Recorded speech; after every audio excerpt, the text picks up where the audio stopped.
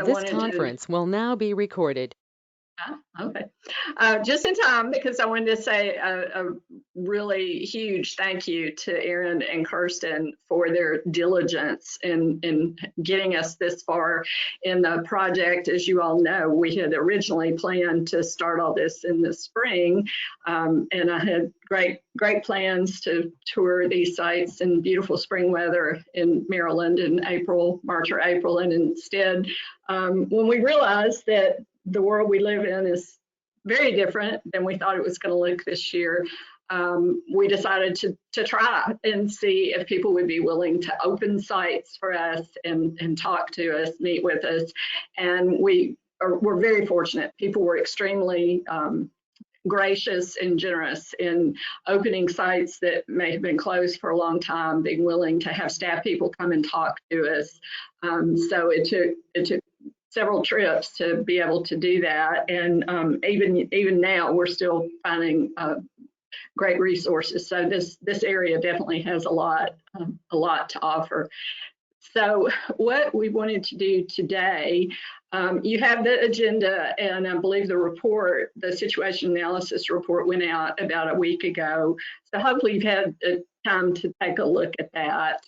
And to keep it simple, to boil it down to what we want to share with you today, basically three things. We want to tell you what we did, what have we been doing in terms of research and site visits and interviews and gathering information, what we did, what we found, what our take is on our assessment is of the resources that we've looked at and the opportunities that are there as well, some of the challenges. And then the third is your turn, the things to consider.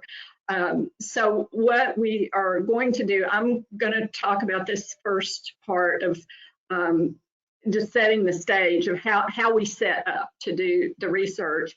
And then Nancy is going to walk you through some of the findings that we found through our assessments. And again, if you've had a chance to take a look at the report, there's a lot of data in there, and we're going to try to condense it down to the high points of what we found. Then I will share with you how we see it in terms of cluster areas from the outset. We talked with Aaron and Kirsten, and feedback from the State Heritage Areas Authority that this idea of clusters was appealing, and so that's how we came back and looked at it. And so we'll show you some maps that will hopefully help visualize that. And then Augie is going to lead the conversation about if you do this, if you decide to move forward and you decide you want this boundary amendment, what are some things you're going to want to think about administratively going forward? What are some of the things that you'll want to factor into strategic planning? And then a couple of what we saw as real opportunities that could expand the heritage area programming. So this is going to be partly sharing with you information, but we also obviously we want your input and your feedback as we go through this. And then before the end of the meeting, we'll turn it over to Aaron to call for the question. Do you want to move forward? Do we want to move into this next phase, and what that will mean, what we'll try to do in that phase. So I'm going the wrong direction. Okay, so I'll start by saying, again, once we realized that it was going to be a challenge, almost impossible during the shutdown back in the spring, to get to a lot of these places anytime soon, we still moved into trying to put together an inventory of what is out there, what are the types of resources that are out there as a first step. And so we spent a lot of time researching, looking at websites, looking at reports, looking at Anacostia Trails reports to see your management plan, your interpretive plan, what have you been doing, what are you looking to do going forward, how does the heritage area operate, and then what are resources in the southern part of Prince George's County that we'd want to take a look at and evaluate in terms of, do they do they connect to what you all are doing?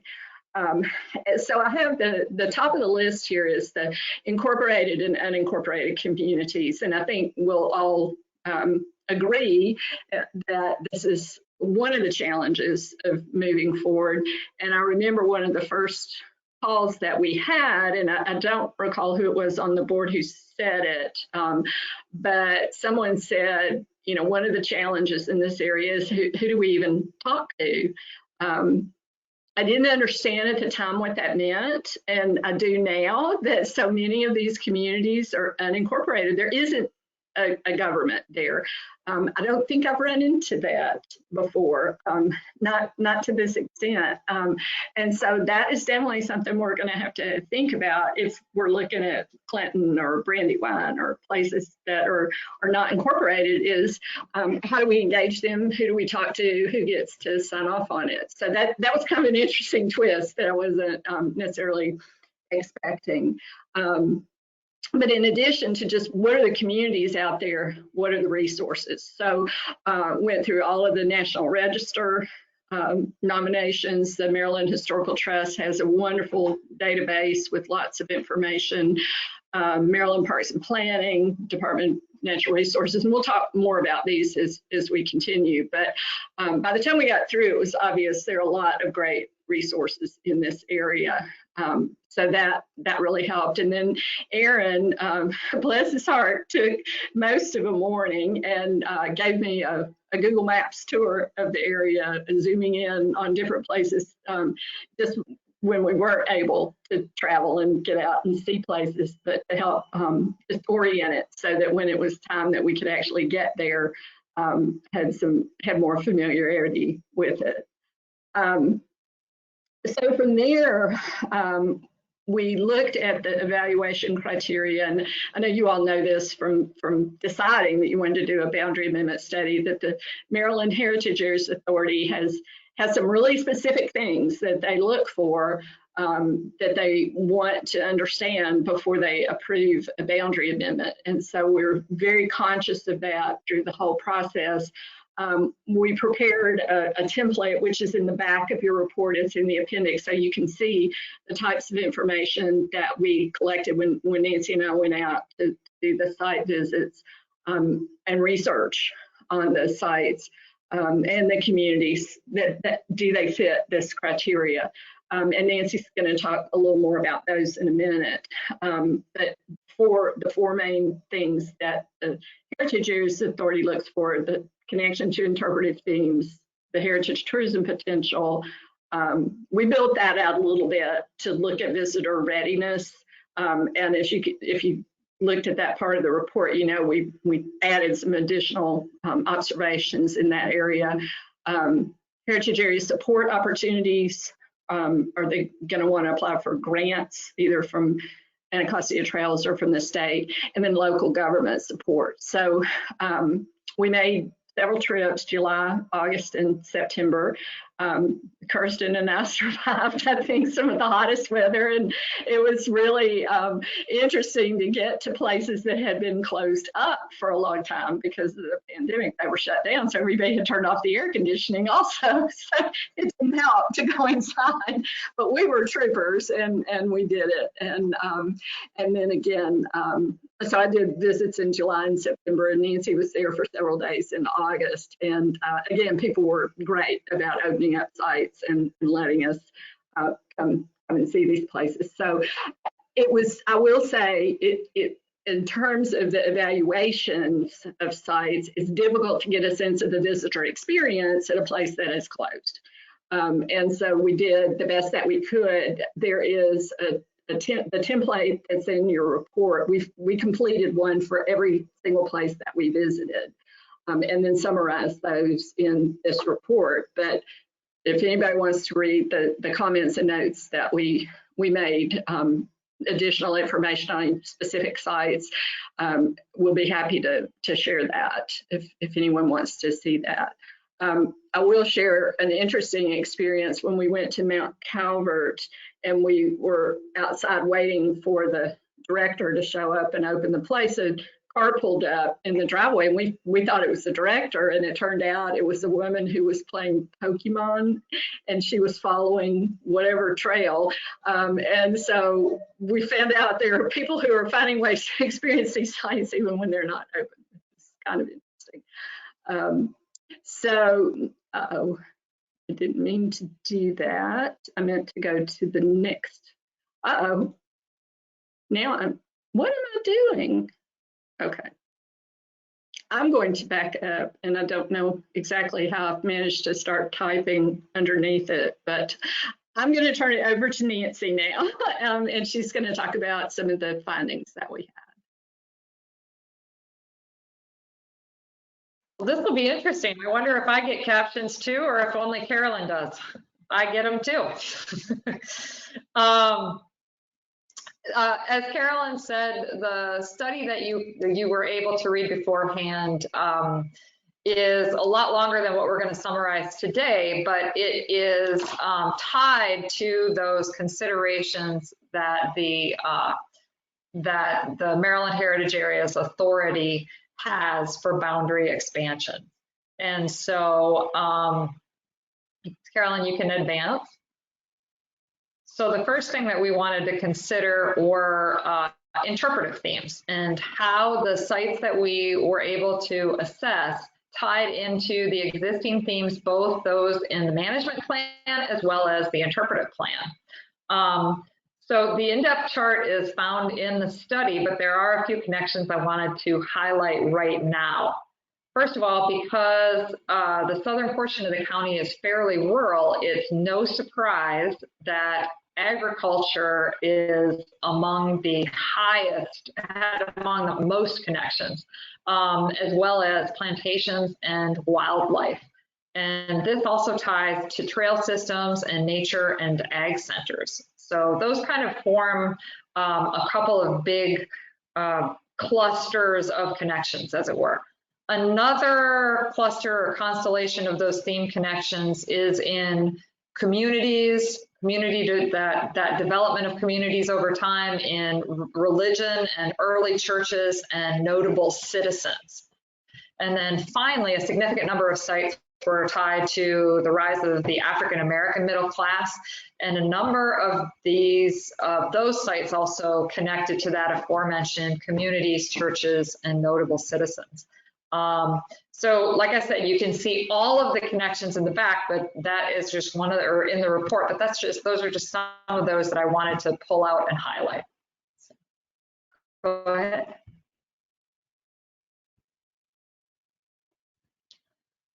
One of the primary reasons that areas are interested in being a part of the heritage area is better access to grants. So people in the southern portion of the county they're not tied to a heritage area right now. They don't have access either to, of course, the Anacostia Trails grants or the Maryland Heritage Areas Authority grants.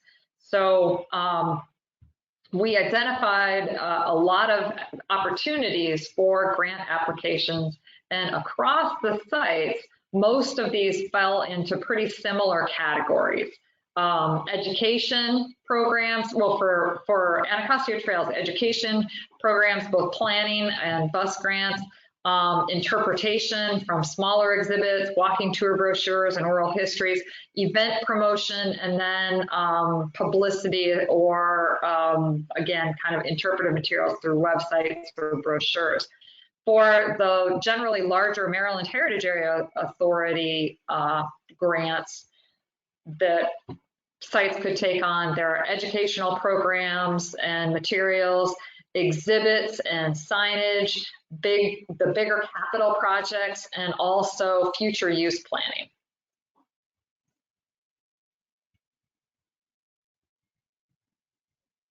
So Carolyn mentioned the visitor readiness assessment, that the template is in the back. And basically the visitor readiness assessment looked at signage to get you to a place, what the hours are, if places are handicapped accessible, the type of interpretation that you can encounter there. what types of programming and events, if they had sufficient staffing or curation ability, all of those types of things. They looked at essentially, as it says here, visitor services, visitor experience, and management. So the template is in the back of the report, and we were thrilled to discover on our trips that more than half of the sites are either visitor ready now or somewhat visitor ready, and a lot of those that are somewhat visitor ready have some great opportunities for the heritage area to be involved to bring them to that next level. As Carolyn said, of course, COVID had a major impact on our ability to access the sites. So it was difficult to get that true grasp of visitor experiences in some places, but the hospitality was great and a lot of places opened up for us.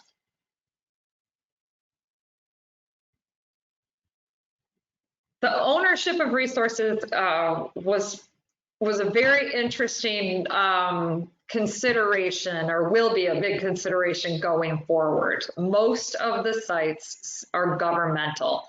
Either Maryland National Capital Park and Planning, actually the vast majority are those, and National Park Service.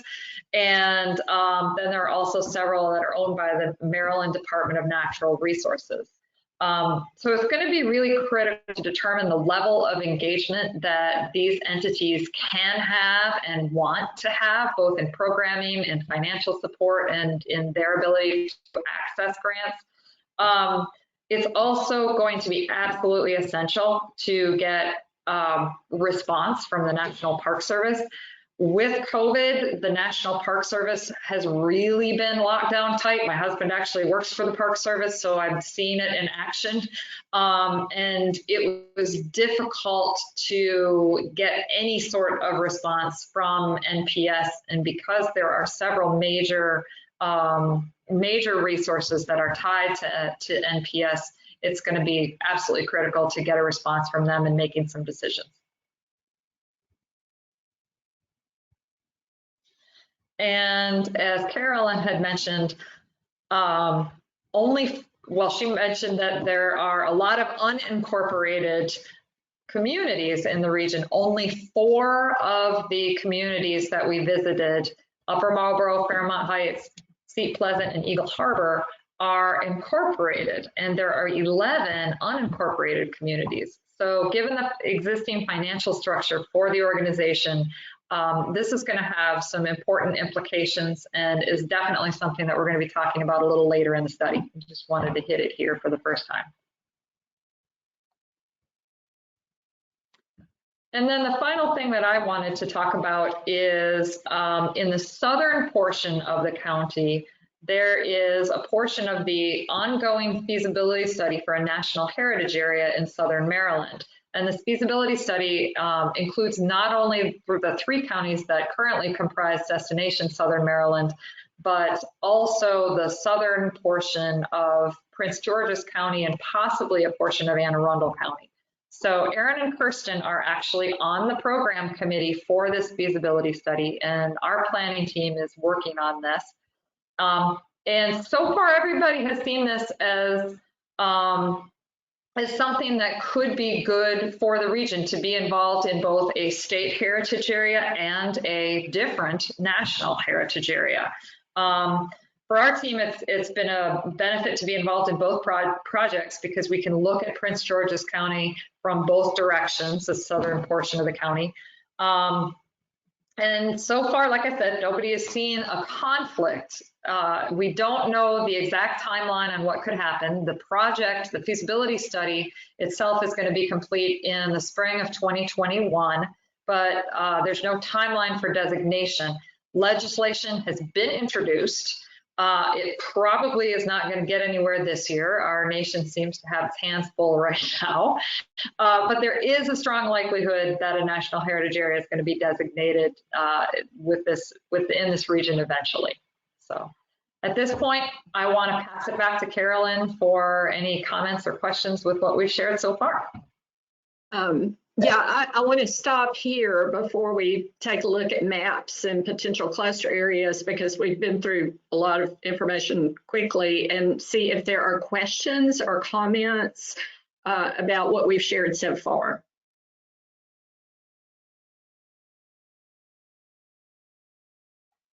This is Alfonso. You mentioned the National Park Service is going to be critical partner going forward. And our experience down in South County was that the Park Service was very willing to chat, but very unwilling to do in the way of financial resources. And generally, we found National Capital East is, for lack of a better word, kind of a backwater within the Park Service.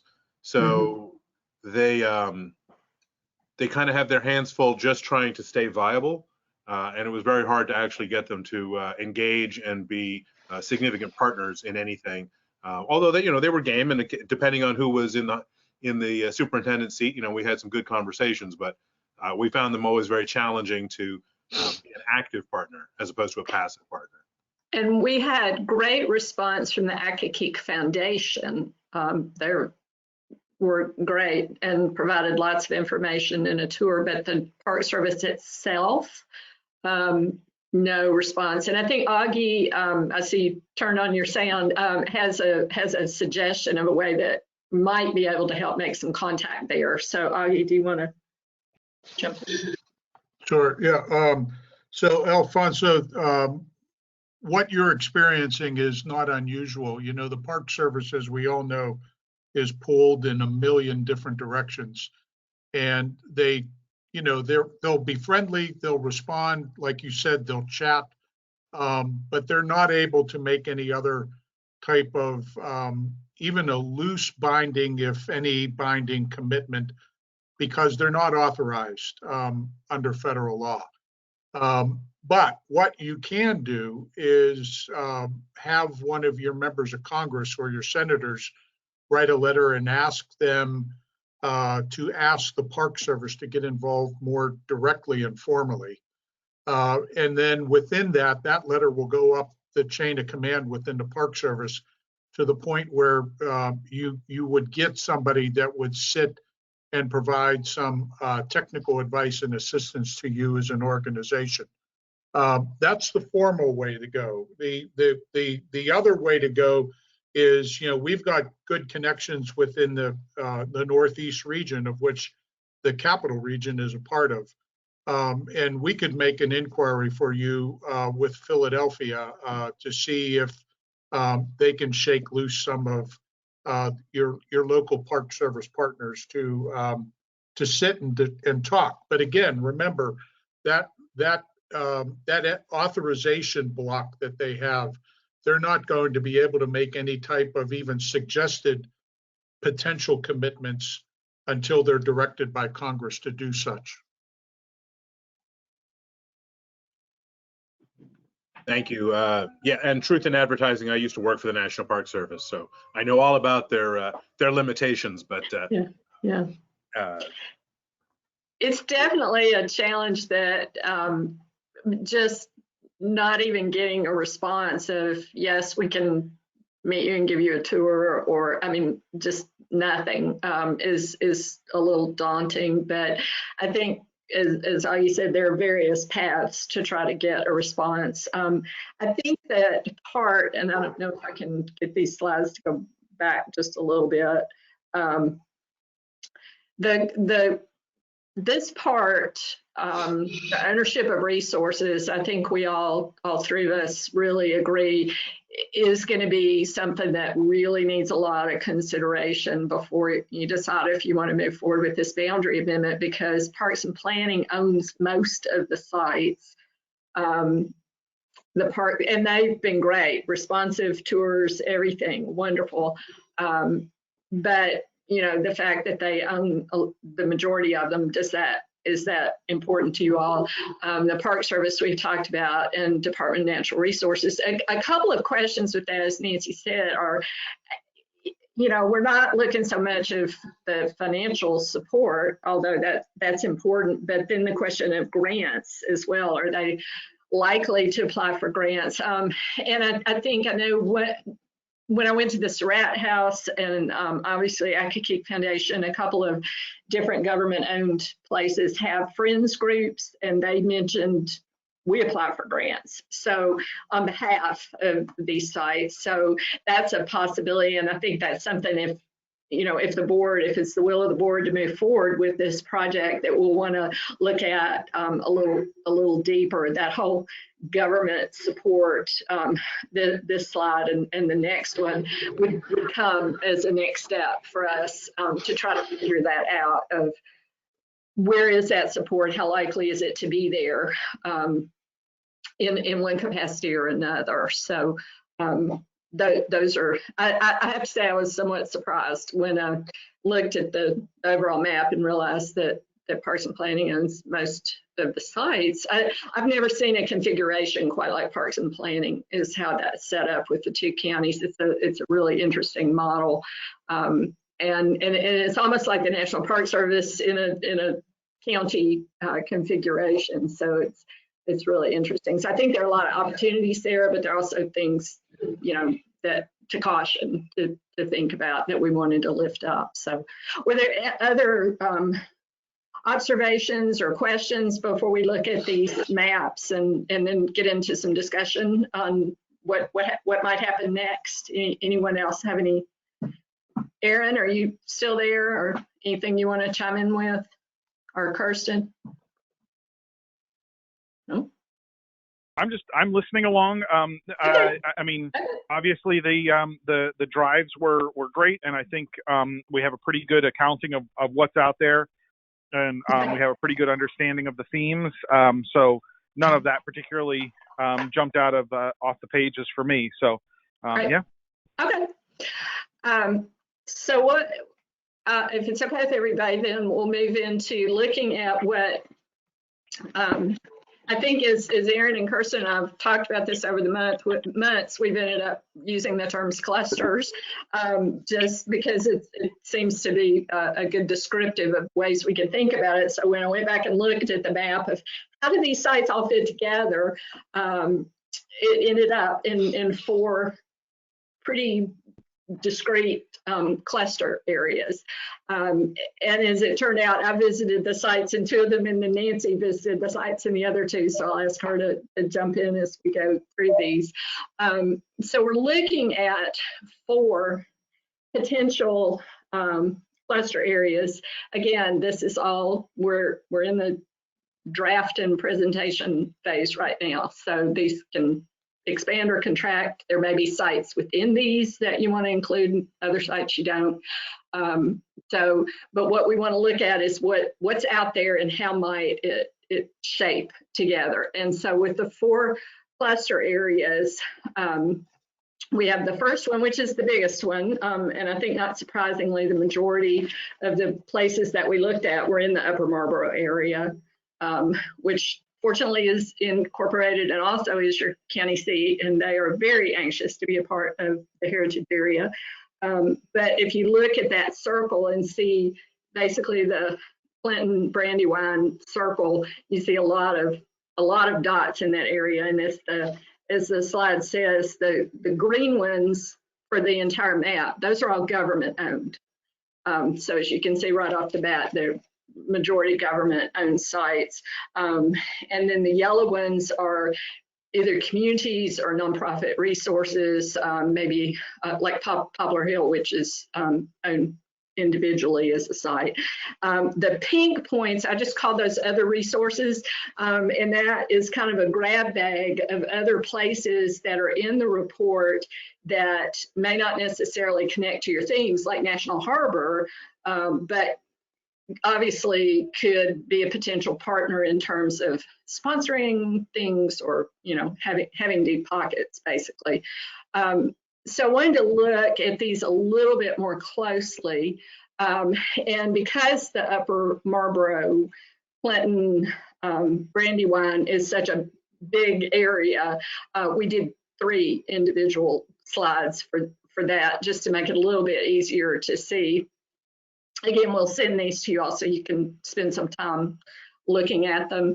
But this is Upper Marlboro, showing you where sites are in Upper Marlboro, and then a list of the sites. We saw most of these. There were a couple that we weren't able to get to, but I went ahead and included them. You'll also see throughout all of these, and they were all collectively listed in the report, a lot of churches, and had a specific reason for including those, which I put at the end of the report, the connection to the Religious Freedom Byway in Southern Maryland. And then also some of them have really interesting stories. But as far as the sites in Upper Marlboro, again, a lot of parks and planning sites. The only one on this list that we really didn't see a connection to the themes was the Showplace Arena. But it's also a place that lots and lots of people come. You know, Upper Marlboro, their historical committee very much wants to take the old telephone exchange building that's right at the entrance to town, turn that into a visitor center, which would be great, but you also already have thousands of people coming through Showplace Arena, so that might be a quicker opportunity. So you have Upper Marlboro, then Clinton, which again, Clinton as a town on its own is unincorporated. We didn't do a walking tour of a historic district there the way we did in Upper Marlboro, but when we're thinking about tourism and resources, Clinton and Brandywine and these other communities can provide visitor services. Clinton has one hotel, Upper Marlboro has one hotel. So that's another thing to think about is all your real visitor services, hotels and things are over toward National Harbor over that way. When you get over to this part of the county, not so much. Although there was a great story in the Washington Post last week about a haunted bed and breakfast in Upper Marlboro. I don't know if anybody saw it, but it's just in time for Halloween. But Clinton obviously has some great resources, visitor services, but also the Surratt House, which is a destination in and of itself. They offer the booth escape tours and sell out tours. They bring lots of people into the region, so that's obviously an important site. I have to say, about all the places we visited, I was just captivated by Poplar Hill and the opportunity there. The concern there is it's basically one person is keeping it going, but that in itself could create an opportunity for the heritage area to provide some resources and some planning assistance. Brandywine, we did not go through Brandywine. I think we drove through it because I remember seeing the church, the Chapel of the Incarnation, but definitely when I come back, I want to spend a little more time there. I ended up talking to someone at Capitol Parks and Planning in the planning department, and he has just joined the staff and has been assigned Brandywine, and they've just finished a revitalization plan for Brandywine. And so I think that in itself means we should take a little closer look at Brandywine. But then I also discovered someone's been doing a great job convincing people that they need to open wineries and vineyards, because there are 4 in Brandywine, and there's a statewide effort to promote vineyards and wineries. So that in itself is a great opportunity. And again, Brandywine to provide visitor services. So that's looking at that with the map is kind of one cluster. If you go a little bit further south, the second cluster is Aquasco, Eagle Harbor, and Cedar Haven. I actually saw Eagle Harbor after just finishing a meeting in Southern Maryland. One of the people who's on that committee is actually from Eagle Harbor and has done a lot of research and very enthusiastic about joining anything that's out there to join. And as luck would have it, our very own Grace has, as part of a class project, I think Grace was that last year, put together a fantastic report, researching the history of these three communities. Eagle Harbor and Cedar Haven were resort communities for African Americans during segregation, and have done a fabulous job documenting the history, but they took it a step further and have actually put together tours, information for signage, audio tours, maps, and it's a fabulous report, and it's just waiting for somebody to help make it happen. So this ended up just being a little gem that I wasn't expecting to find this whole little area. So it's much smaller than the first cluster, but very rich in history and the stories that it can tell. Also discovered there's an alpaca farm at a historic home, and they are not open to the public on a regular basis, but they had planned to do an event back in the spring and invite people on the property, but had to cancel that, but hopefully would again. So just as I said, a little gem, a little jewel in the southern part of the county that I wasn't expecting to find, and to find this great plan that's out there. So Grace, did you have anything you wanted to add to that and to what your class, what your team did in this area? Yeah, so we did a lot of research, and our goal was to produce this heritage tour. Like, it could be a driving tour or it could be a bicycle tour. All the members of Aquasco and Cedar Haven and Eagle Harbor that we spoke to during the course of this project were all really excited about this project. Eagle Harbor in particular was very interested in having more economic development opportunities in their community. And we should mention, interestingly, Eagle Harbor is incorporated. It's a very small community, but they have a mayor and a government, and they have just completed a sustainability plan for Eagle Harbor. So that was really interesting to find a small community that was incorporated. For almost 100 years, I think they just celebrated. I think it was 1929, somewhere in there. Yeah. Yeah. Yeah. Okay. So the next cluster area, and I'll ask Nancy if you want to comment on this, is over on the other side of the southern part of the county that would encompass Accokeek, Fort Washington, and Oxon Hill. When I was there in September, we were able to get over to Oxon Hill Manor. We drove through Broad Creek, but I didn't. Nancy, since you saw some of these other places, do you want to comment on that area? Sure. It really makes sense as a cluster area. The story on the landscape is still really evident. The Piscataway Park and the National Colonial Farm has as its partner the Accokeek Foundation, who, even though we could not get in touch with National Park Service people, as Carolyn said, the Accokeek Foundation is very, very interested, very engaged. And Kirsten and I went on a very strange, not virtual tour exactly. We were on the ground, but Laura Ford from the Accokeek Foundation was not feeling well, so she guided us by cell phone as Kirsten and I wandered through. But that region is already working together very closely. Hart Bargain Environmental Center, the park, and a few of the other Des Moines neighborhood down there are all working together already. And so I think that they are ready to be engaged in a heritage area. This stretches all the way up to the Broad Creek Historic District, which has an old history and probably could use some love up there.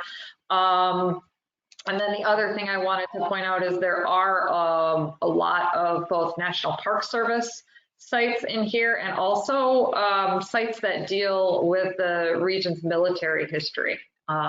It's a pretty historically rich area, and definitely makes sense as a cluster. Okay.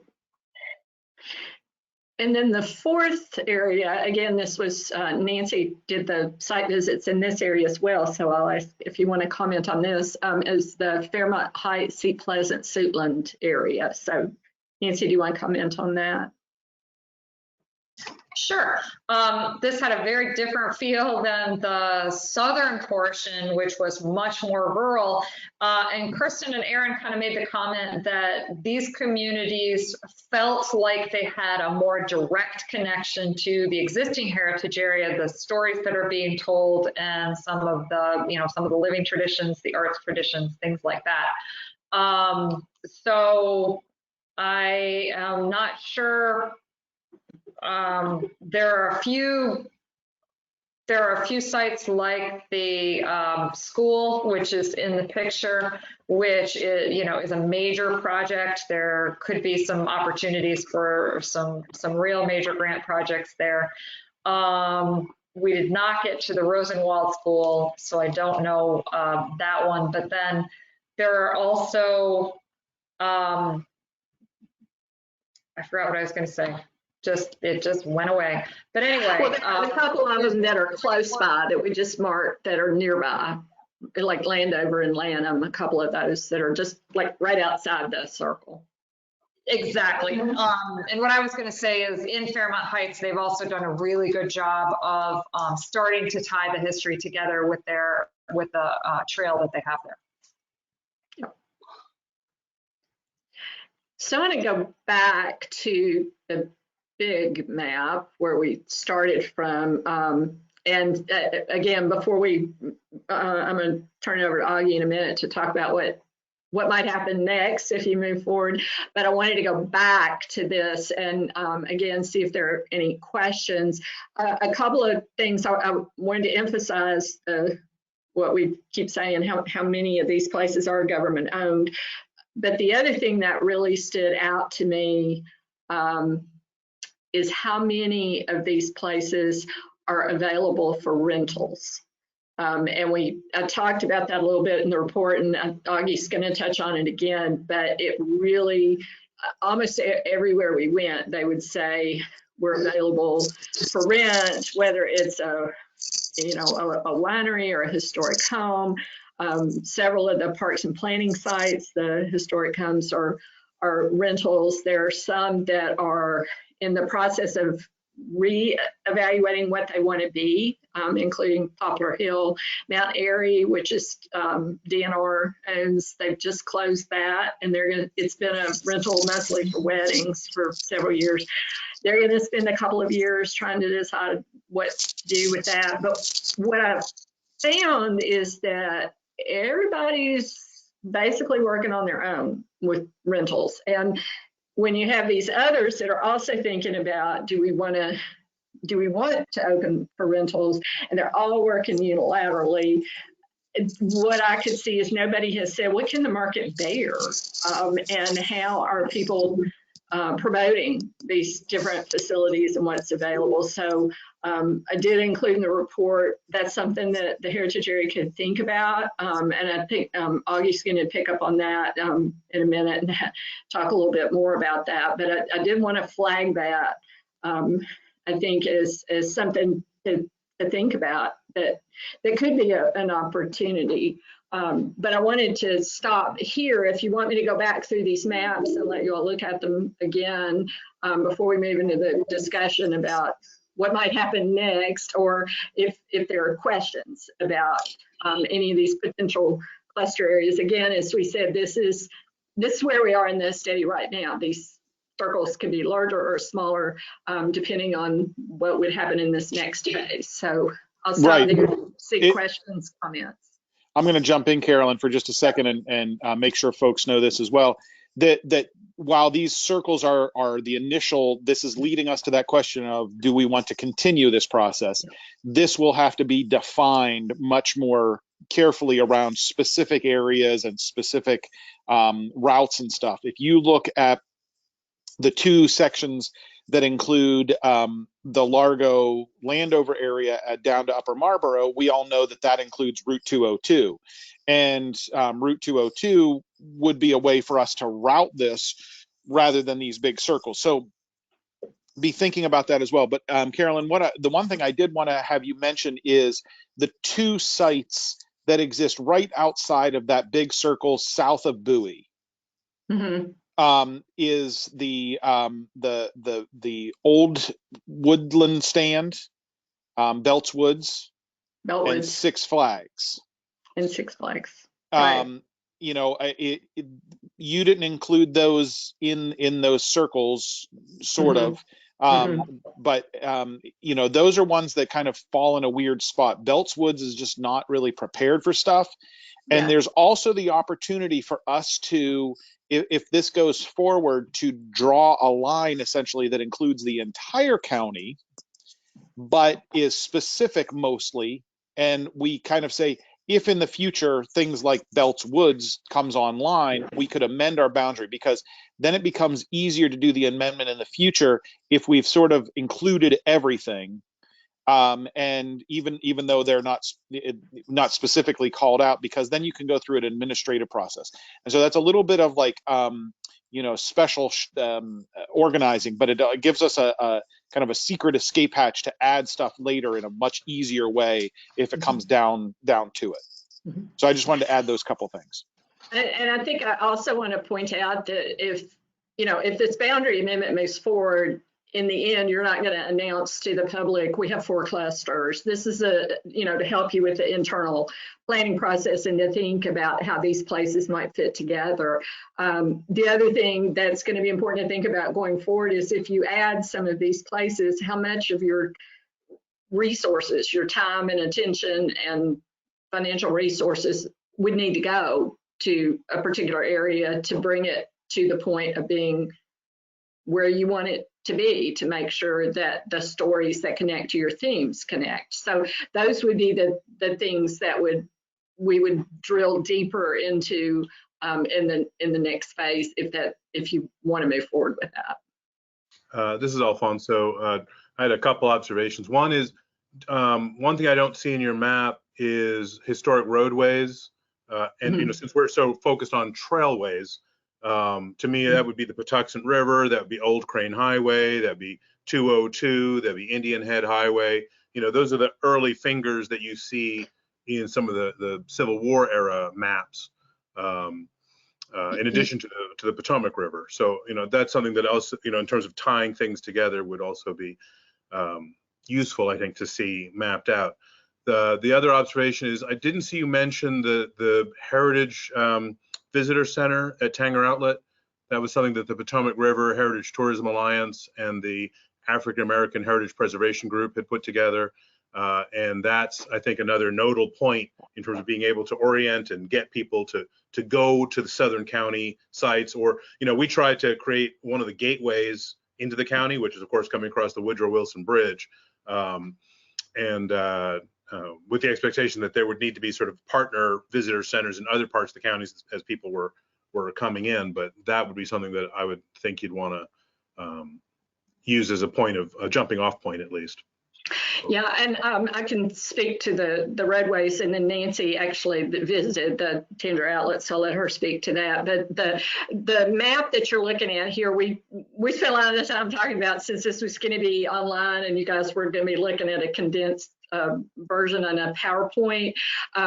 We decided for right now, for just today's meeting, that we wanted to really highlight where the places were and not get too much on it. But the final map that you all have that you can put on your website, that'll be interactive for visitors or whatever, we'll have a lot more information than this. We'll have those roadways and things. So I didn't want you to think we were just leaving them all up. We just didn't want to get it so cluttered that you couldn't see what things were.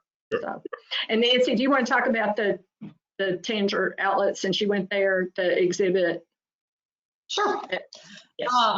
Aaron and Kirsten and I started one of our days at the outlet, and we unfortunately, that is also closed due to COVID, but we were able to get in and see the exhibit. It's a really good orientation exhibit. I totally agree with that. And so, and we did do a site assessment. So even though it was not necessarily in the list, it is part of what is orienting in that area.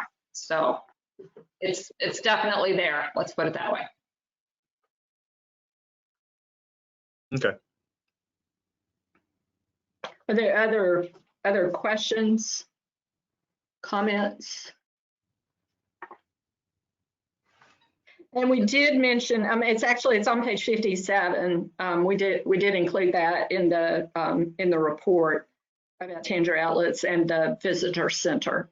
So that is referenced in there. Yeah, I think the hard part with that was just, would you know it's there if somebody didn't tell you it was there? So again, those are the kind of things we can flag that a heritage area could put more of a spotlight on and say, we can help you put some signage up to help people find this, or let people know it's there, help promote it more. So, okay. Any other questions before I turn it over to Augie next, if I can get this slide to go forward. Okay, so now I'm going to turn it over to Augie, and we're going to talk about what this might mean, things to think about as you're making a decision if you want to go forward with this. So Augie, I'll turn it over to you. Thanks, Carolyn. So the fun part of all this is what Nancy and Carolyn have been talking about, right? The task-oriented, labor-intensive, people try to avoid or don't want to talk about is how do we make this all work? More of the back of the house types of things. And there's two considerations to keep in mind here, that if you move in a direction of expanding this boundary, you not only look at what you're going to have to do as an organization and as staff, but you're also going to have to look at how does that change your current capacity and organization and staffing and the services and the programs that you deliver to your current constituency as well. In essence, you're putting everything under the big umbrella and almost doing a governance or a strategic plan for operations and administration for the organization. That includes staffing, funding, partnership and network, and those types of things that you're going to potentially look at by way of where you can find money and where you might be able to generate money for the organization. So those are things that I want to talk to you about right now. When we look at the organization, you've got a few staff people there, but what we'll have to work with you on if you move in that direction is how does that change everybody, or what more you might need? We opened this discussion with Aaron talking to you about a job description for your executive position. And no doubt, I haven't seen it, but my assumption is that's looking futuristically as to what that position and person will need to do if you make this decision. But how are other jobs going to change? And what else might you need in order to fit that niche that is exposed or is existing right now in the organization in order for you to deliver those services to your constituency as it is right now. The other thing is governance from the standpoint of a board, right? Does the board meet the needs for what the organization is going to move into? And so all of those need to dovetail as you work forward with that consideration. Not that you would look on this one necessarily, but sometimes organizations also consider, just so they can have said they looked at it, is there somebody else that can do this better than us, right? You sort of examine the landscape and say, is there another partner out there that might be better suited to take this on?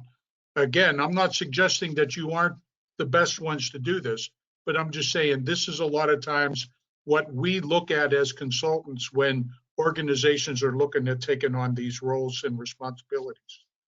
Your partners become key to this, and I'm going to jump a little bit in this because in the bulleted points, because I'll come back to funding at the very end. Your partners are going to be key to all this. What is it that the partnership needs, as I talked about, so that you can fill those gaps and deliver new services? But also, what is it that the partnership can bring to the table? That, as we all work as nonprofits, is extremely crucial to our organization capacity to deliver services. You know, few organizations exist these days where they are the sole lone provider of everything and anything that a constituency might need. And so many nonprofits have become interdependent upon other organizations to help them with delivery of services, to help them with funding, to help them with administration. Sometimes another organization will actually operate as the back of the house to a nonprofit, where that nonprofit out front might be contracting with the back of the house organization for different types of bookkeeping or HR related services, just so that you can concentrate more on your mission and your programmatic delivery. Those will all be considerations that you have to look at. All of that requires money, no doubt. And you've got funding that's there right now, but as you move to expand, if you move in that direction, no doubt you're going to need more money. You're going to need more money for programs. You're going to need more money for projects.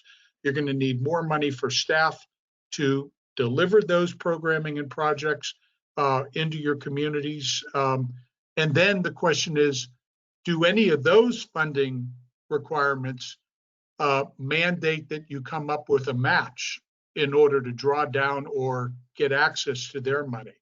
So that's where you look at a broader financial landscape. What is out there that you know of? What are other things that you begin to go forward with? And what the consultant would do is develop a conceptual financial plan with you, looking down the road as the organization expands and grows, 2 years out, 5 years out, 7 years out, 10 years out. What are the delivery services that are going to be required at each of those different phases? And then where is the money potential? What's the money need? And where is the potential money sources for those to come from? Is it local funding from governments? Is it foundation money out there? What about corporate grants or sponsorships that are out there, and where could they come from? And also, how again might you share financial costs in this? Does everything have to be borne by Anacostia Trails in order to do? Or what can a partner bring to the table by way of funding to help get a project or a program going? That's all part of this overall strategic plan that you would possibly go down and work toward. The other thing that we are thinking about is, how do you market all this? In my experience, the two hardest sources of money to come up for any nonprofit organization working on heritage projects, whether they're federally funded or state funded and local funded, the first one always is administrative. No grant organization wants to pay for the administrative work that needs to get done. They want to see the delivery on the project or program that you've applied for them to the grant for. But, you know, a lot of times they'll say, well, you can't cover labor costs. Well, folks, how do you get it done if you can't cover the labor costs? So you've got to have that covered. The second thing is, once you develop this program or project, how do you market it in order to make it known? How do you market it to visitors? How do you market it so that people know what you have as an organization that you can assist on? Marketing becomes, to me, the second hardest pot of money to find. Sometimes that might be out there by way of grants from state governments through their departments of commerce. Sometimes convention and visitors bureaus or tourism organizations might have that money, but you need to find a way to market it and go out and let people know what's there. This all gets into what's visitor ready, helping your partners with tourism, and then visitor ready. How do you help those places get up to a level of being able to deliver that service? Because the last thing you all know that you want to do is put a place on a map, tell people to go to it, but then the capacity of that organization doesn't necessarily exist at the level of a visitor experience. So all of this becomes part of administrative considerations for an organization. The other thing that we talked about, and Carolyn mentioned, was what might be some of those products that could generate revenue for you. She mentioned a rental facility clearinghouse. It was something that just came to the top of our heads as we were looking at all this. There doesn't seem to be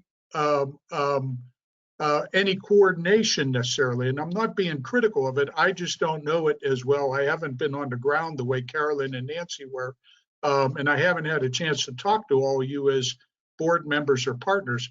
But can you develop some type of one-stop shop rental clearinghouse where if somebody needs a facility for a wedding or if a company needs something for a corporate outing, you might be able to act as that clearinghouse where you can be the point of information between the client and the site and maybe garner a little bit of money out of that as the middle person that puts together that brokerage.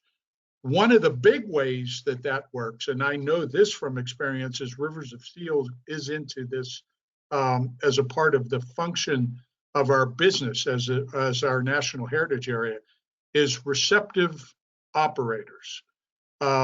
It's a term that many people don't know, but when I explain to you what it is, you'll say, oh yeah. So we all see these tour buses driving around with people on them, 45, 50 people on them, and they're going, they're going to New York City, they're coming to Washington, D.C., they may probably coming over to your area too, with people taking tours. These are the 2-day, 3-night type of tours, and you see these sometimes with AAA excursions or private motor coach companies that might exist. Usually that motor coach company does not put together the tour that those folks on the bus are partaking in. That tour is assembled and managed by what is known as a receptive operator.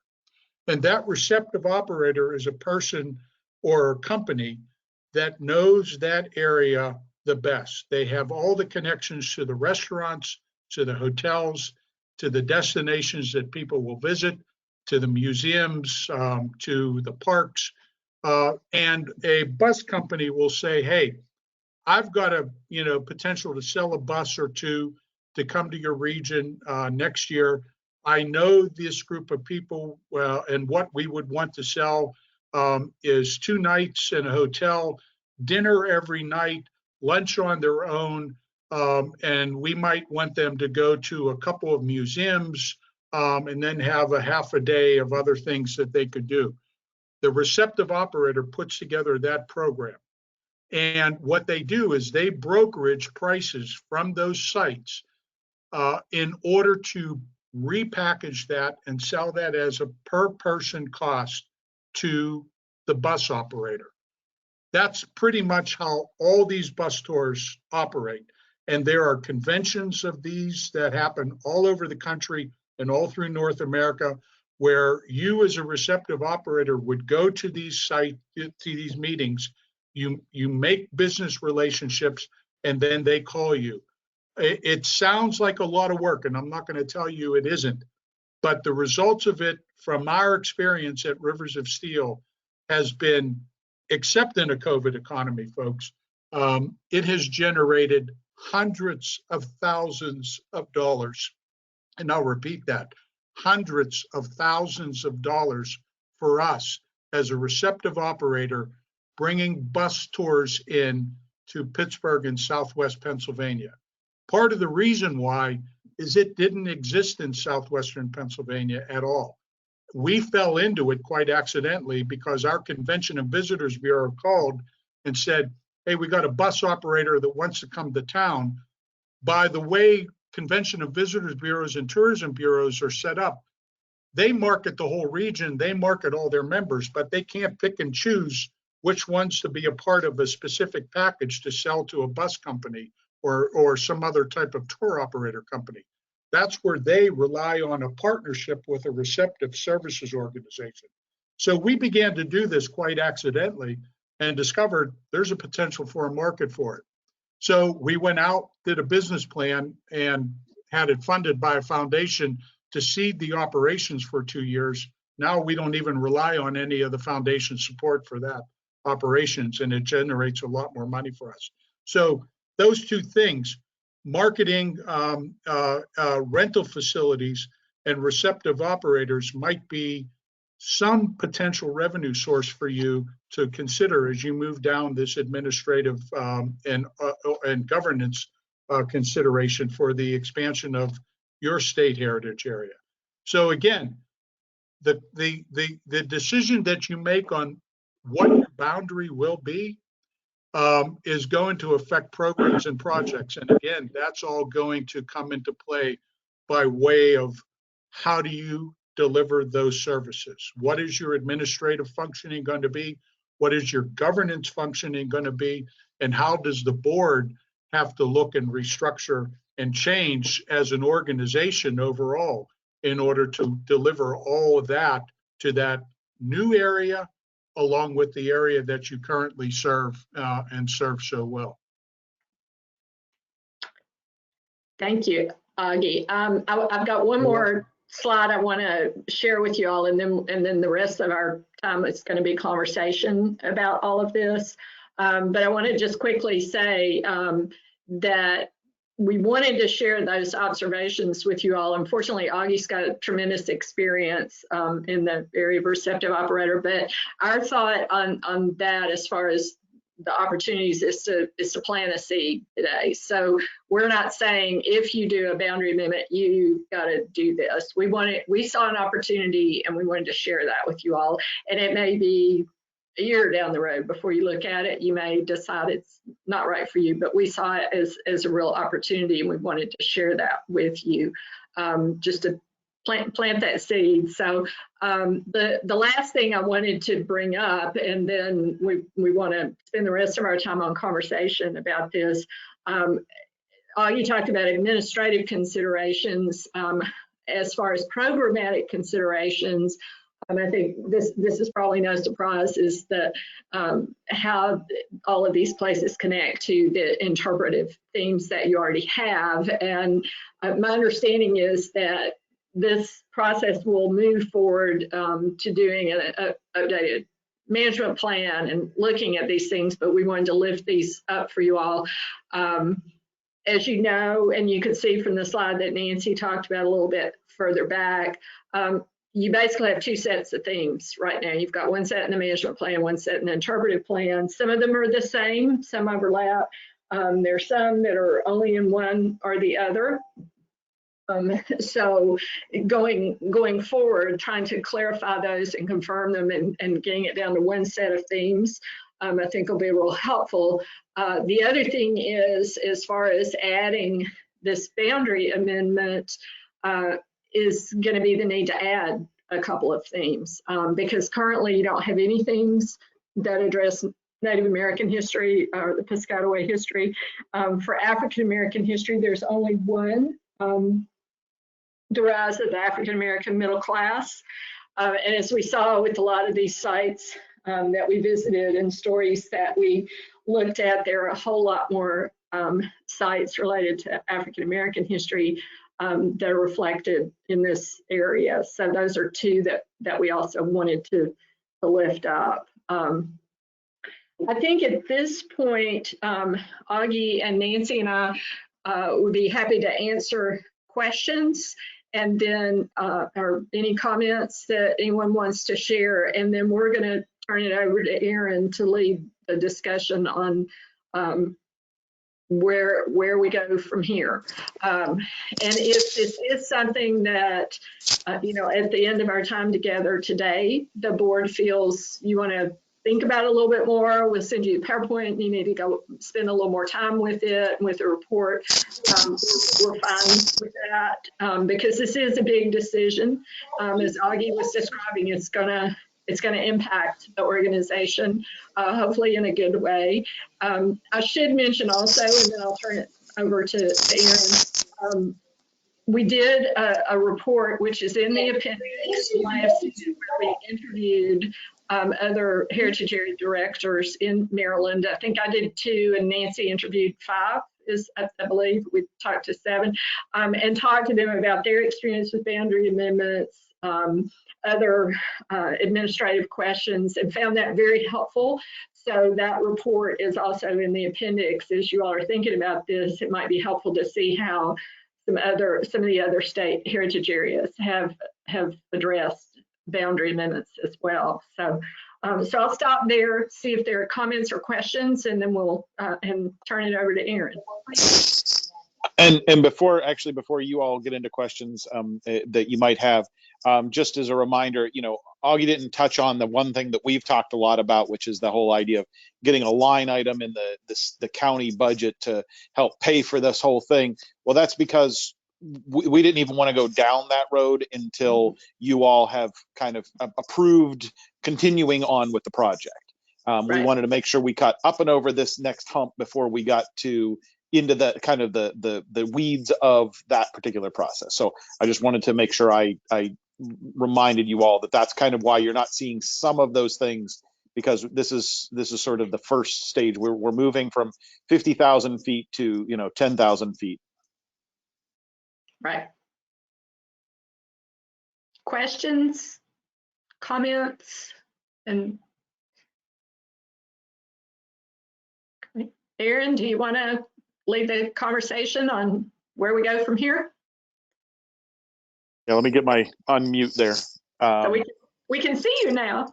You can see me now for a little bit. Yeah. Although in a dim room, that's all right. It's my best lighting. It's how you know I look the best.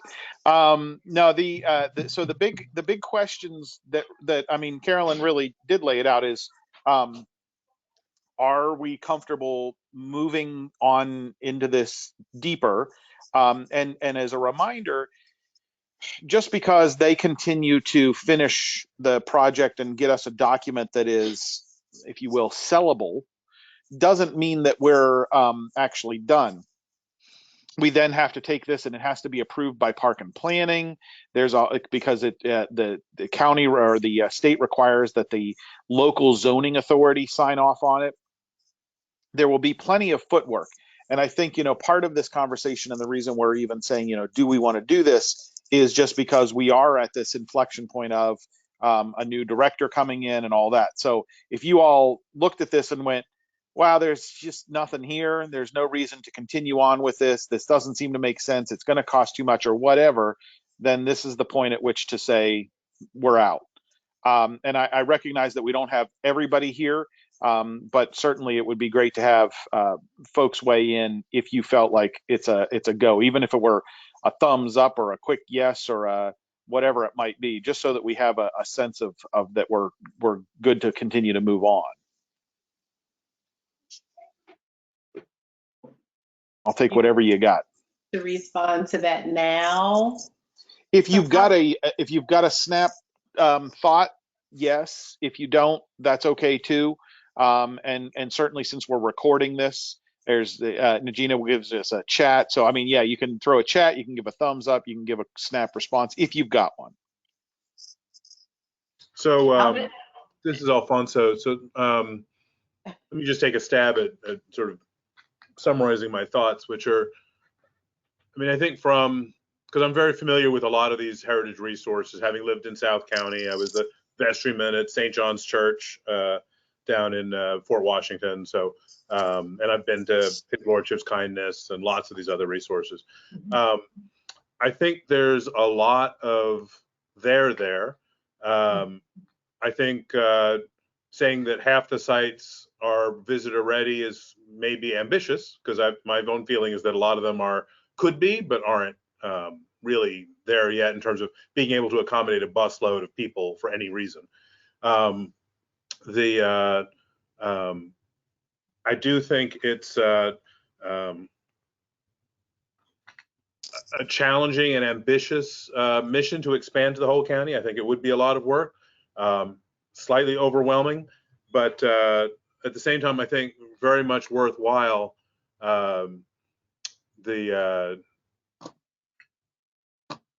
As part of the Potomac River Heritage Tourism Alliance, which was that whole group with ATHA going up to the visitor center, and that group, I think it's dissolved a little bit, but I think we felt there was a very strong component in that southern region around Fort Washington.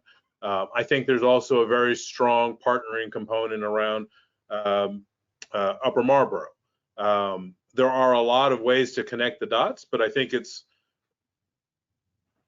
I'm not saying at all that it's not a lot of work, especially since it's a full-blown expansion into an area that hasn't had a lot of connective tissue. And the unincorporated community that's going to be the real challenge. I think really we need to be reaching out to the county council, because really that's the way every place else operates by councilmanic district. Those are the people that are going to be bringing money and serve in any way, shape, or form as a governing entity. So to gauge support from them, I think is going to be the real trick. I would like to see us expand, but at the same time, I'm not at all thinking that this isn't going to dilute our current activities somewhat. And it's going to be something that we're going to need to get a lot of buy-in from the new executive director, because they're going to come in stone cold and say, all right, pull the rest of it into what we're already doing.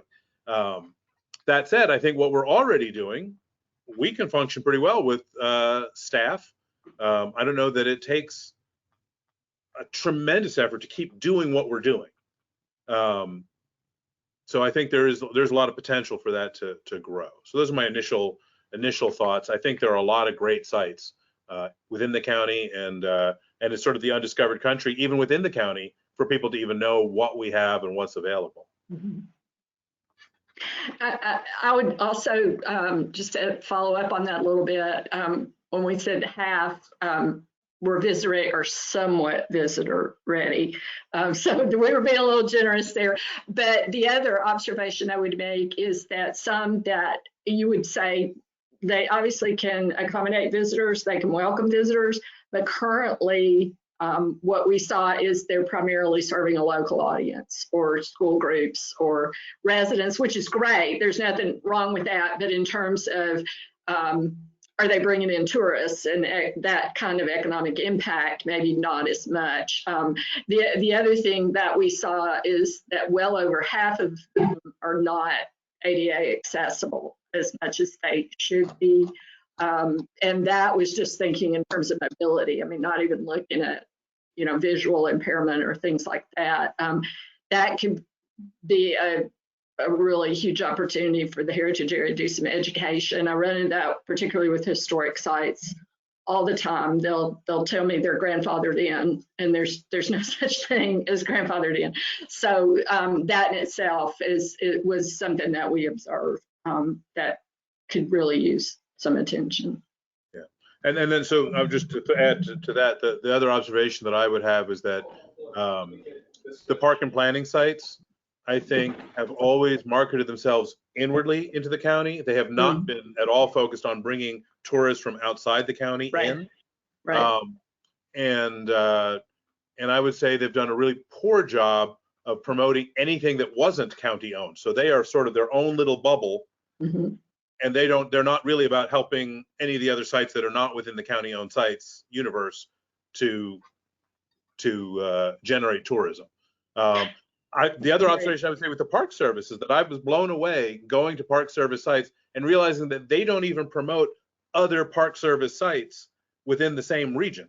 So they're not even doing cross promotion of even related sites. You don't see anything about Fort Foote at Fort Washington. You're like, what the hell? Let alone tie into sites that are nearby, like the Frederick Douglass House, or other things that are connected thematically. That's always been one of my frustrations with the Surratt House, is that, okay, that should really be tying into the Ford Mansion and Peterson House and Captain Mudd House, and it's like there should be a whole spine of John Wilkes Booth that's there, but it really isn't. We're all sort of balkanized into our own little jurisdictions, and that's been a real challenge. Yeah, absolutely. Yeah. And that's something that you really want to think about if you're looking at adding on a big chunk of the southern part of the county. Is the heritage area going to be able to nurture a little more, working together and cross promotion and that kind of thing? Is there a rejection of doing that, or has there just never been kind of cultivated and brought along? And that's something I think we'd want to dig a little bit more into. I saw Stefan pop up. I don't know if you wanted to jump in or if we're on screen. No audio. And then while you're working on the audio thing there, I saw Tracy pop up.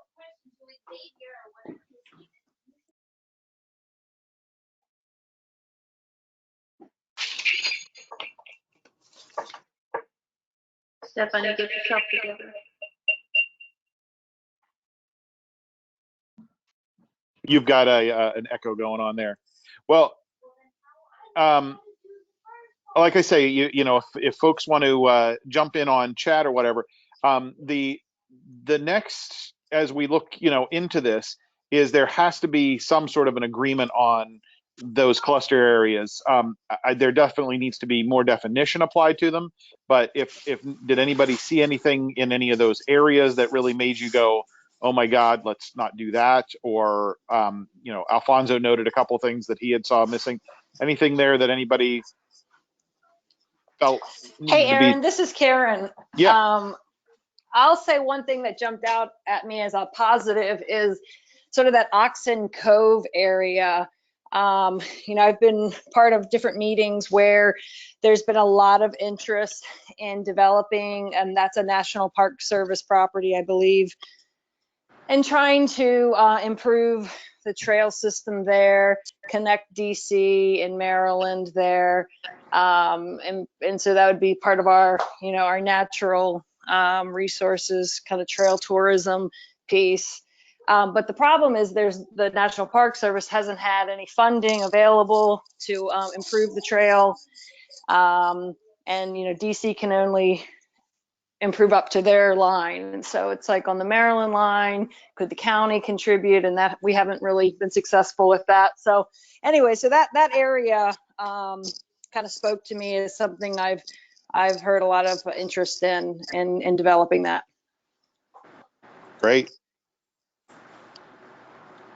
Did you guys talk to Rico Newman with the Piscataway Canoe? They've partnered with us on a number of different activities, and I'm just curious whether or not I know the Piscataway group has been having a lot of problems, and they've been splitting up, and I think there's actually 2 or 3 different little Piscataway groups. But I'm just curious if you reached out to them. Rico is very much involved with the Southern Maryland group. I don't know that we've really kind of talked to him in the sense of our particular project, but that is the benefit that he's been working with them.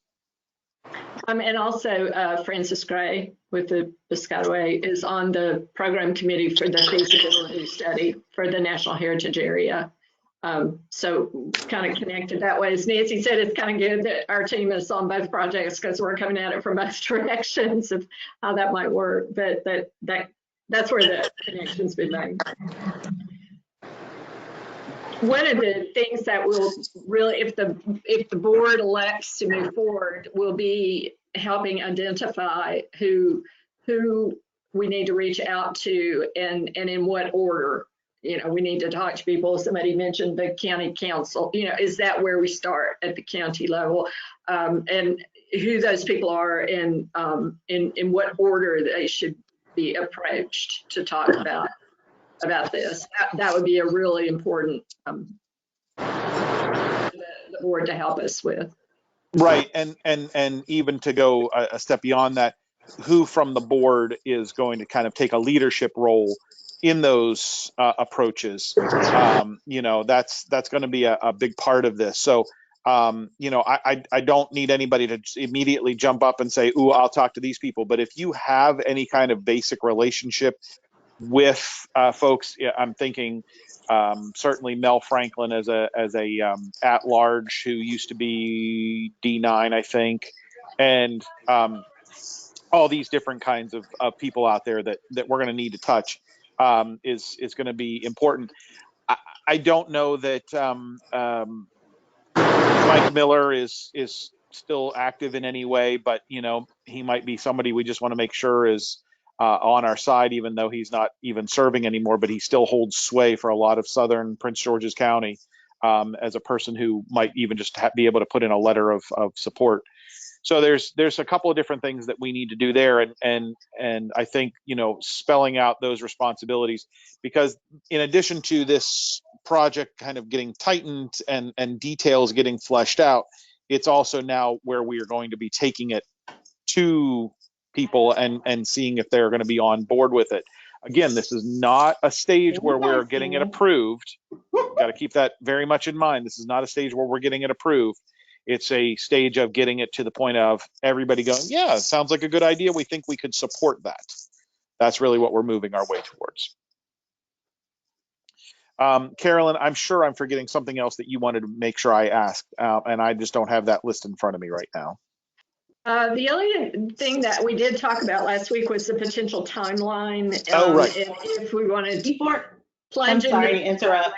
or since you're going to be also doing a search for a new director, did you want to put a pause on this for a little while? That was something we talked about last week. Was that Ivy? It was, and I'm sorry to take you backwards, but I do have a question that I need to have so I can have a better understanding. Is the overlap of the national with our proposed expansion? I understand it on a basic level, but I'm just trying to, I mean, as we move forward with this, if that is the decision to do so, how does that benefit Maryland Milestones, ATHA? How does that benefit ATHA? Yeah. Yeah, thank you. Yeah, no, it's a good question. And the short answer is we don't know. That's the honest to God's truth is that we're not really clear on exactly what all these pieces are going to mean. But in a broader sense, if you take a place that has both a state and a national overlay to it, Baltimore is the only one that is operated by the same organization. Okay, so Baltimore is both a state and national, and it's the same organization that runs it. But if you look at Garrett, no, is it Garrett County? Which one is in the Appalachian? Is it Garrett? Garrett and Allegheny. Garrett and Allegheny counties are part of the new Appalachian National Heritage Area. And I don't, maybe Augie, you know who is going to be running that organization, but it is not the Garrett County State Heritage Area people. No, it is run by the Appalachian Forest National Heritage Area, and they're based in Elkins, West Virginia. The other 16 counties are in West Virginia. There you go. So you take an example like that, and they're going to be able to reap the benefits of being part of a national heritage area. So let's say we take a place like Surratt House, and Surratt House says, we'd like to apply for a grant. And well, they might be able to apply for a national grant through the Southern Maryland group, and they would be able to apply for a state grant through ATHA. So that does make it a complication in that it's not the same group that you're applying to. And it kind of can make it weird, but that's where we would have to work into some sort of a joint program or an agreement or something like that. Augie's shaking his head on that, Yeah, it just requires, partnership. Sometimes you have to put an MOU together. Yeah. In order to define it. That's all. You don't want to make these things too complicated to scare people away, though, right? Right. Yeah. Did we get your audio, Stefan? No. That audio has plagued you since day one. Like, we've never been able to get that thing fixed in the entire time. I think Nancy Just has a her brief audio on. Just a brief comment. This is Nancy. I also think that it could be sometimes helpful in that it might be confusing applying to different grants, but it also may help some organizations that may not have the match capacity if they could use a federal grant on one side and a state grant on the other. So there actually could be a benefit to the individual sites, and then that in turn is a benefit to you if you have that match that you can count for the state, and if you get resources, if you can bring up the level of resources. Just in time for Stefan's question. Yeah. That was perfect. But the thing I'm going to mention is actually the interesting thing here is that the potential for this situation is that we've been concerned about the question of the southern part of the county not being able to kind of pay their way the way that the towns do with their dues for the northern part of the county. So that could be a potential way things offset. And maybe as a result, the northern part of the county offers more mini grant types of programs and doesn't offer them the same way to the southern part because the southern part has these national grants. So there may be things that we'd have to consider if all these pieces truly snap together. And remember, that continues to be a big if. The idea of adding Prince George's and Anne Arundel to the southern part of the southern Maryland heritage area may not entirely come together. So it can cause some interesting things. The other thing about the National Heritage Area is the timeline is a huge unknown.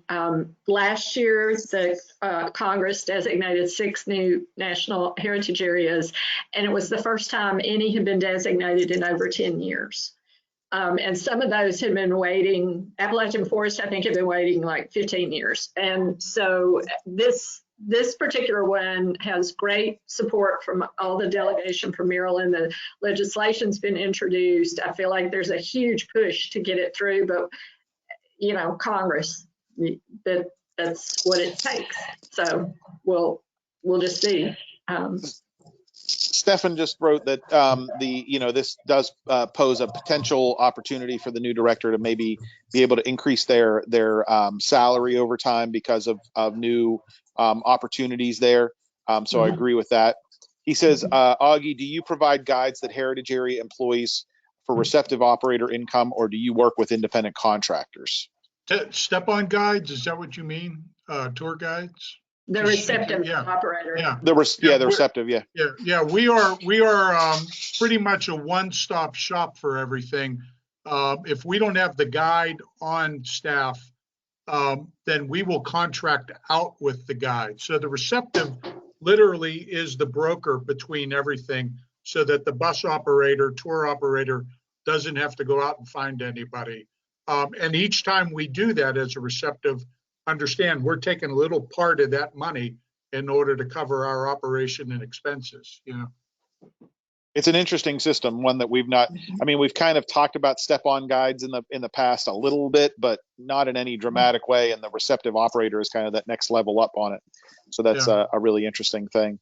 I think also, since you all you're right outside of DC, I mean, they're huge tour business coming through DC, well, not this year, but on a regular basis, to be able to pull some of those out for a day trip is just a huge opportunity, I think.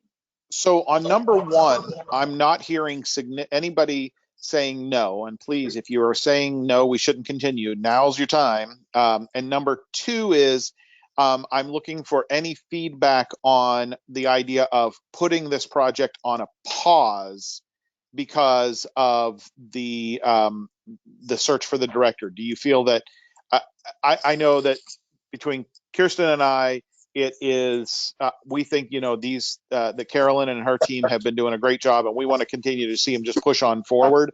But if you felt in any way that this should be paused, now's the time to speak up. Just Aaron, my 2 cents. I mean, if anything, I think it's a great opportunity as we go throughout the search, because it's something that a new executive director can really kind of sink their teeth into and make their mark on. So, I mean, I'm fully supportive of continuing full steam ahead. Yeah, I So, feel like go ahead. I was gonna say, I feel like going slowly is a good idea. Like, I don't think we should be rushing.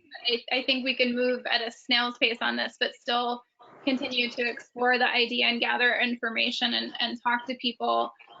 One of my concerns is the park and planning side of it, because there's a real disconnect between the site managers and curators and like Omar and Chris and everybody that's in the administration. And I think the question would be there, like, do we start low and work high, or do we start high and work low? And then there's also the issue of, I think there's some turnover happening right now because of the pandemic and because of budget concerns. And so part of the reason I think we should maybe go slowly but not necessarily stop is because I think we could end up starting conversations with one person and then that person's gone and then we have to start the conversation over again. So I just think that that's something to be aware of. I'm not saying it should scare us off, but just something to think about. I hear that changeover can happen and the different people. I think the goal here is probably the engagement with even the top level up with Betty Hewlett and the legislators more than anything. This is in some ways similar to what's going on with the Southern Maryland, where they got why did his name just shoot straight out of my head? The senator, Ben Cardin. Ben Cardin. They're engaging at that type of level. That's perfect. I just wanted to bring it up if the idea was to move from bottom to top. Yeah. Yeah, absolutely. And I think what we've gotten is the site administrators, we needed that information from them down here so we could get a baseline. But essentially in the moving on stage, it's do we get everybody at that upper level of the county administration to support it? And that will sort of drive that initiative downward. I explained to Carolyn a little bit about the process of going through this approval with the zoning authority and all this other stuff. And it's not an easy thing. And that's going to be something that, back to Jonathan's point, is going to be the thing that a new director is really going to sink their teeth into, is having to do that governmental stuff and going and walking the halls and making sure that this thing gets approved through that process. So, circling back to our discussion on the job description, that's why government relations is top of the list of things that you're looking for in a new director. So if I could just jump in, to me, regardless of how we go, we need to get to a point where we have a clear working paper, either to give information to the new executive director or to potential government entities. We have to carry this forward enough to take this sort of nebulous idea and boil it down to, a good, clear, illustrated 10-page, working paper that says, here's the concept, here's what needs to happen. Whether we're the right people to do it is a separate question, but here's the mission. Because I think that's the only way we're going to get the county to say, all right, we need to fund a piece of this in order to move it forward, or to talk to the county council folks to say, look, we need you each to chip in a couple $1,000s for each of the areas that'll be affected, so that we can see if this is has legs and can go anywhere. But I think we have to take it to that next step in order to be able to sell it. Right. It's that executive summary of this overall document that's really going to be the sell document. And Carolyn and I, we talked about Kirsten and I and Carolyn, we talked a little bit about this, the kind of document it's going to get us part of the. So for those of you who may not remember, way back whenever these grants were actually applied for, the goal was never to get us to the point of actually acceptance by the county or by the state. But the document that basically has been produced, even at this point, even at this halfway point, is pretty darn close to what the state would want to see happen. It's not a management plan. It's just an outline. I mean, once those maps get finalized, everything gets tightened up. Honestly, it is the thing that can get taken to the state. It's just going to be a matter of you all probably were not even aware, maybe just slightly, of what we had to do to get Bowie and Cheverly and Glendale involved. We had to actually get that attached to a Prince George's general plan amendment. It was the resource conservation plan. Like, it didn't make any sense that we were in it, but we had to get ourselves like finagled into a plan. And so in this particular case, we may be looking at a situation where it has to be a standalone amendment that the planning board will have to approve. So there's some stuff, but the document that they're working towards will get us there. And you're right, Alfonso, that there is then the shorter version that is the distributed talking points kind of version. Mhm. And that's part of our scope of work. This document, the situational analysis, gets in the weeds in a big way. But it's really, I mean, it's an internal document. It's for this board. I mean, it's not like big secrets or anything, but it's meant for you all to see the breadth of everything. But that is part of our scope of work. And we've talked about what you want that to look like, something that you can take and give to people when you go to meet with them going forward. So. Now, I realize I can't see everybody. I can only see a select collection of faces. So if you are sitting there and shaking your head no and saying how awful this is, and I can't believe we're even talking about it, you're probably going to need to throw it in the chat or speak up. This is the time. I've not heard from anybody else, and it feels like, Carolyn, we've got the thumbs up, and it feels like we've got the yep, I'm seeing actual thumbs up.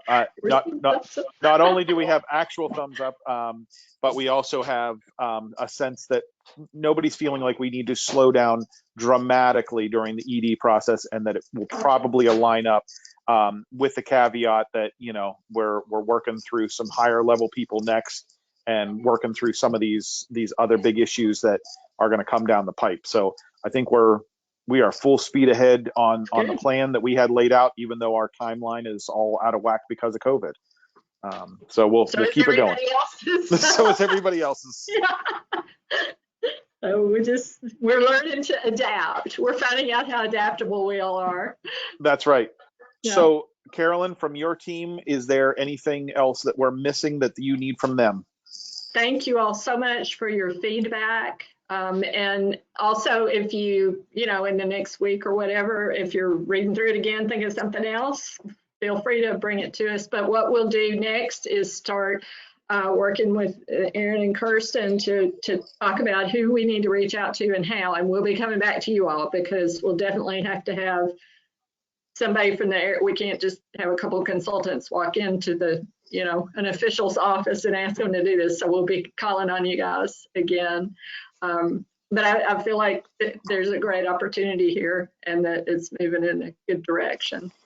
And I don't know, I don't have the list in front of me. If Najina in particular, I hope that you take this back to the folks at the CVB and let them know kind of what the conversation is, because that's going to be a big conversation with you all.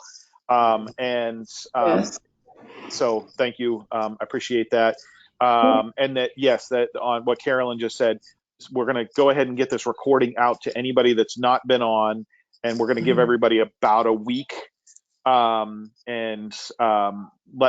us know if you've got changes, pretty much how you're going to be involved. I mean, I would actually go all the way to the point of saying you will be involved, and what level of involvement will vary by board member, but we're going to ask you at least once or twice to probably jump on a call with an elected official and kind of sit quietly, or look cool while you're talking to them. So all of that will happen. Aaron, I'm glad you said that, because that also reminds me, our big question is going to be when we reach out to elected officials or whoever we're meeting with next, is are they willing to meet with us in person the way the sites were willing to open? Because Augie and I'll be the ones making the rounds doing that, and our hope is that we can come and do those meetings in person. If people are not comfortable with that and wants to do it by Zoom, we will, but our intention definitely is to be there if we're able to be.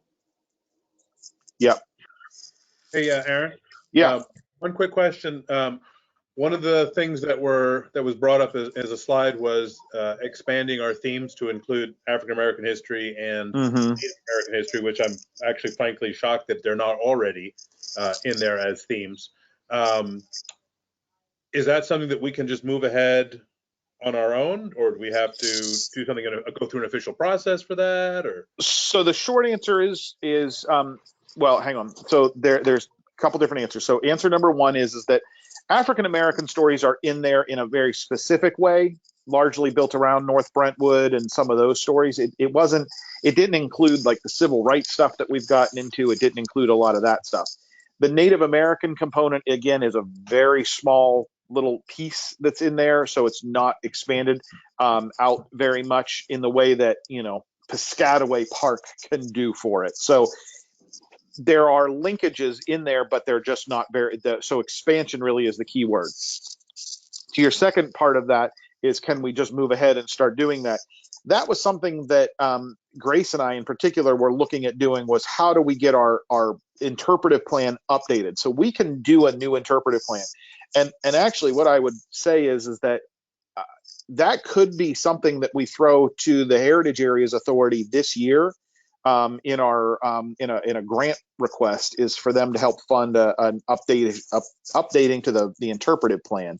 I don't know if we want to get into that, but that could be an interesting project again for the next director to be leading, is getting a consultant on board and doing an updated interpretive plan. So that seems to me like a seed worth planting, because unless I'm mistaken, this is going to be a 3-4 year process. Right.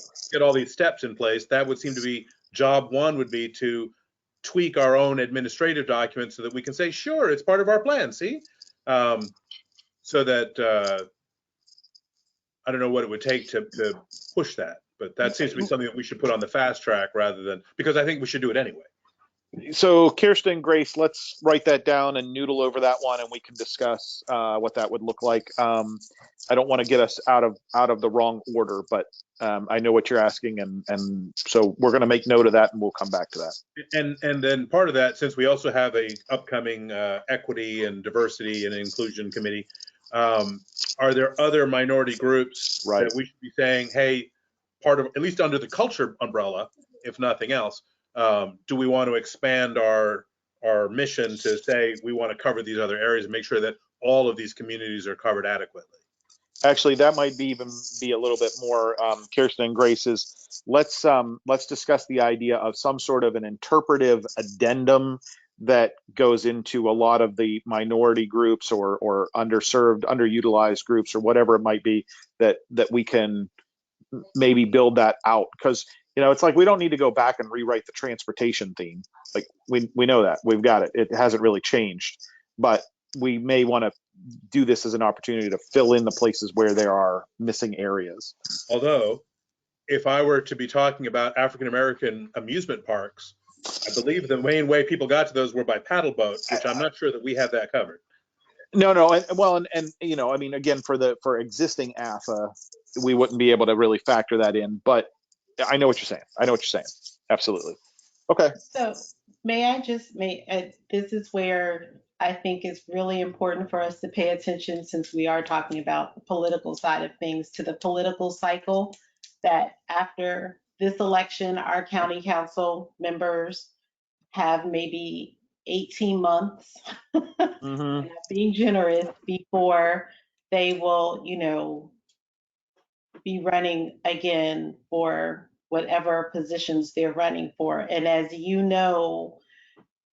that the funding and pushing to have the plan updated, as you're discussing, we will need them in order to do that. So if that's something that we want to see done in the next 2 years, then we need to get started doing that yesterday. I'm just saying. Yeah, well, and we certainly have some people that we know we're going to lose. We've always had such a friend in Danielle Glaros. We've always had such a friend in Todd Turner. And with those people stepping away and finishing their 2-term circle, that, yeah, we'll have to think about that. Okay, good points. All right, that's it from the staff end of side. So Carolyn, you and your We're team good? should have your walking orders, Yep. and we can circle back in about a week after Okay. we've given everybody a chance to weigh in. Okay.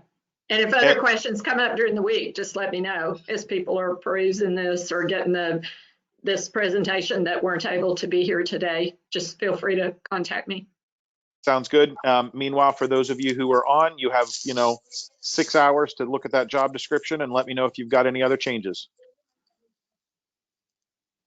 All righty, that's it. That's it from us Thank you then. all. Thank you all. Bye-bye. Bye.